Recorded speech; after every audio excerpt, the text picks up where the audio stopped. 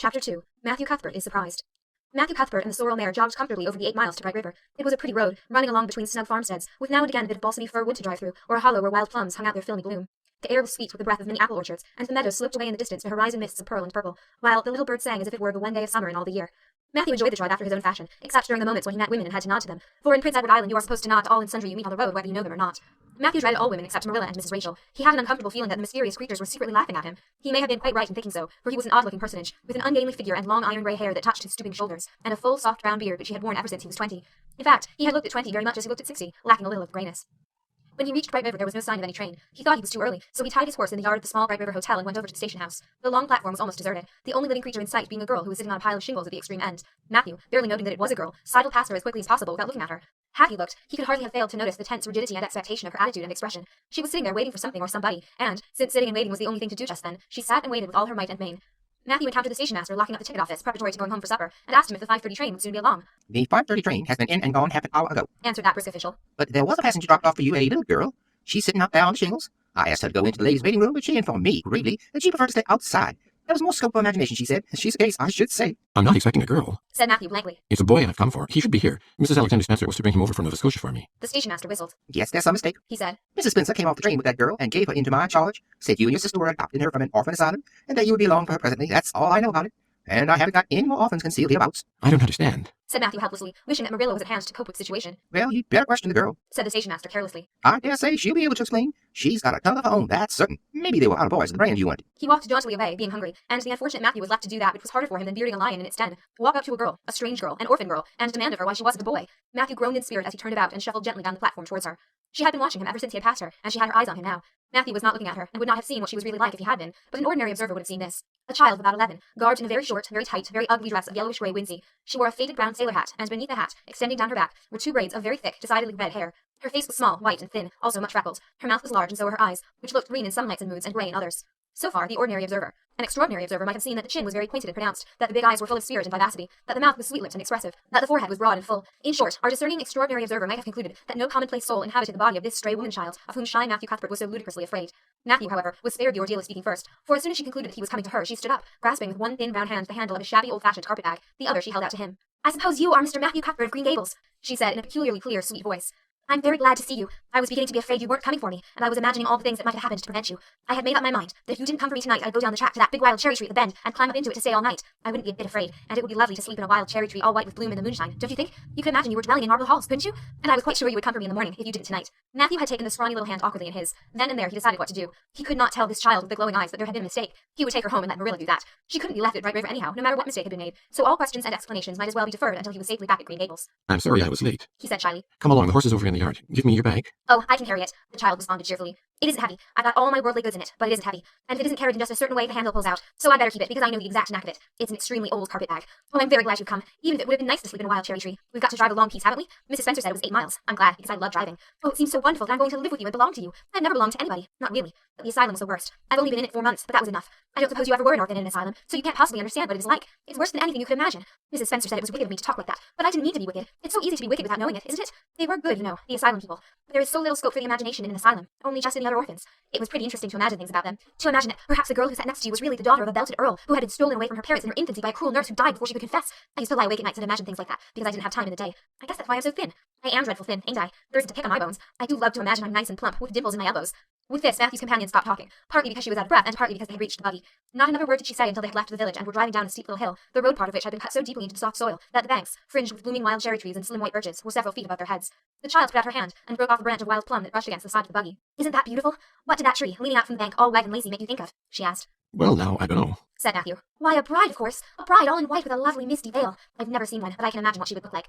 I don't ever expect to be a bride myself. I'm so homely nobody will ever want to marry me, unless it might be a foreign missionary. I suppose a foreign missionary mightn't be very particular, but I do hope that someday I shall have a white dress. That is my highest ideal of earthly bliss. I just love pretty clothes, and I've never had a pretty dress in my life that I can remember.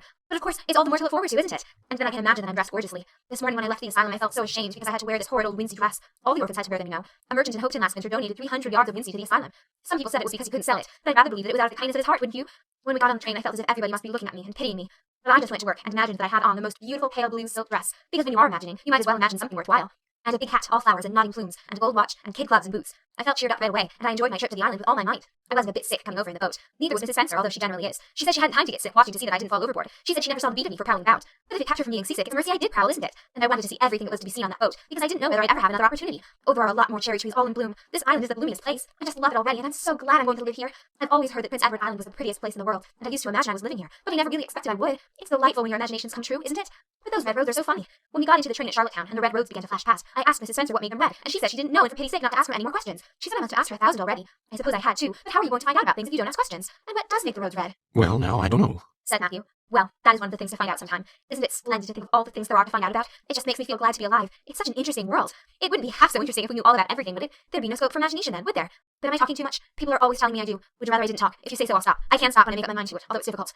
Matthew, much to his own surprise, was enjoying himself. Like most quiet folks, he liked talking to people when they were willing to do the talking themselves, and did not expect him to keep up his end of it. But he had never expected to enjoy the society of a little girl. Women were bad enough in all conscience, but little girls were worse. He detested the way they had of sidling past him timidly, with sidewise glances, as if they expected him to gobble them up at a mouthful if they ventured to say a word. That was the Avonlea type of well-bred little girl. But this freckled witch was very different, and although he found it rather difficult for his slower intelligence to keep up with her brisk mental processes, he thought that he kind of liked her chatter. So he said as shyly as usual. Oh, you can talk as much as you like, I don't mind.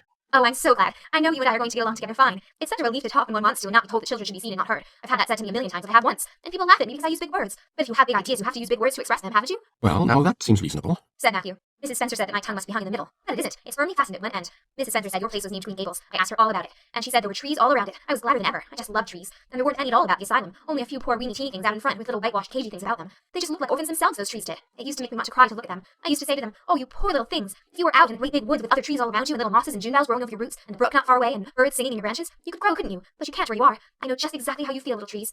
I felt sorry to leave them behind this morning. You do get so attached to things like that, don't you? Is there a brook anywhere near Green Gables? I forgot to ask Mrs. Spencer that. Well, now, yes, there's one right below the house. Fancy. It's always been one of my dreams to live near a brook. I never expected I would, though. Dreams don't often come true, do they? Wouldn't it be nice if they did? But just now I feel pretty nearly perfectly happy.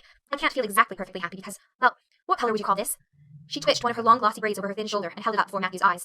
Matthew was not used to deciding on the tints of ladies' tresses, but in this case there couldn't be much doubt. It's red, ain't it? He said. The girl let the braid drop back with a sigh that seemed to come from her very toes, and to exhale forth all the sorrows of the ages.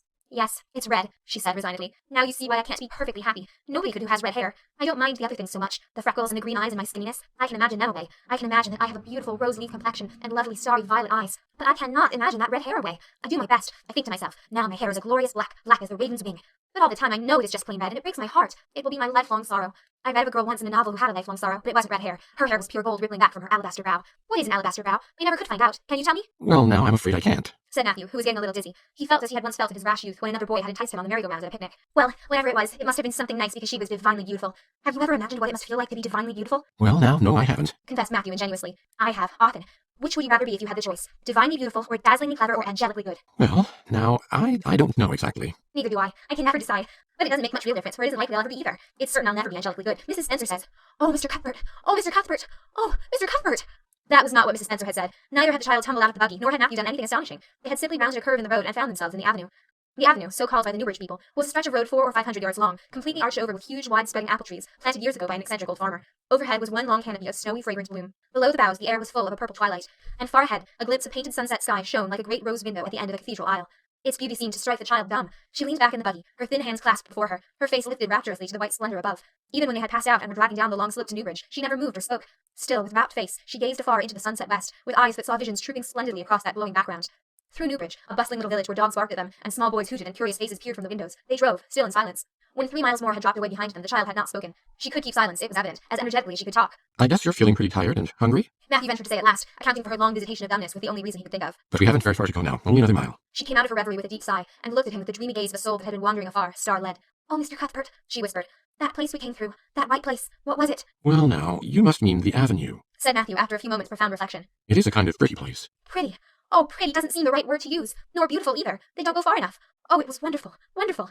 It's the first thing I ever saw that couldn't be improved upon by imagination. It just satisfies me here. She put one hand on her breast. It made a queer, funny ache, and yet it was a pleasant ache. Did you ever have an ache like that, Mr. Cuthbert? Well, now, I just can't recollect that I ever had. I have it lots of times, whenever I see anything royally beautiful. But they shouldn't call that lovely place the Avenue. There is no meaning in a name like that. They should call it, let me see, the White Way of Delight. Isn't that a nice imaginative name? When I don't like the name of a place or a person, I always imagine a new one, and always think of them so.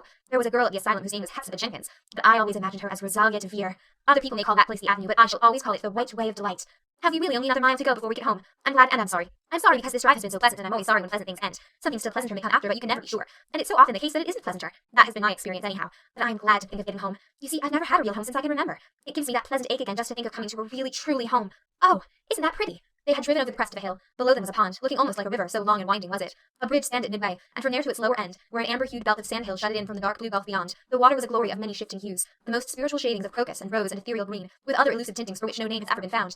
Above the bridge, the pond ran up into fringing groves of fir and maple, and lay all darkly translucent in their wavering shadows. Here and there, a wild plum leaned out from the bank, like a white-clad girl tiptoeing to her own reflection. From the marsh at the head of the pond came the clear, mournfully sweet chorus of the frogs. There was a little grey house peering around a white apple orchard on the slope beyond, and, although it was not yet quite dark, a light was shining from one of its windows. That's Barry's Pond, Said Matthew. Oh, I don't like that name either. I shall call it, let me see, the Lake of Shining Waters. Yes, that is the right name for it. I know because of the thrill. When I hit on a name that suits exactly, it gives me a thrill. Do things ever give you a thrill? Matthew ruminated. Well, now, yes. It always kind of gives me a thrill to see them ugly white grubs that spade up in the cucumber beds. I hate the look of them. Oh, I don't think that can be exactly the same kind of a thrill. Do you think it can? There doesn't seem to be much connection between grubs and lakes of shining waters, does there? But why do other people call it Barry's Pond? I reckon because Mr. Barry lives up there in that house. Orchard Slope's the name of his place. If it wasn't for that big bush behind it, you could see Green Gables from here. But we have to go over the bridge and round by the road, so it's near half a mile further. Has Mr. Barry any little girls? Well, not so very little either, about my size. He's got one about 11. Her name is Diana. Oh, with a long indrawing of breath.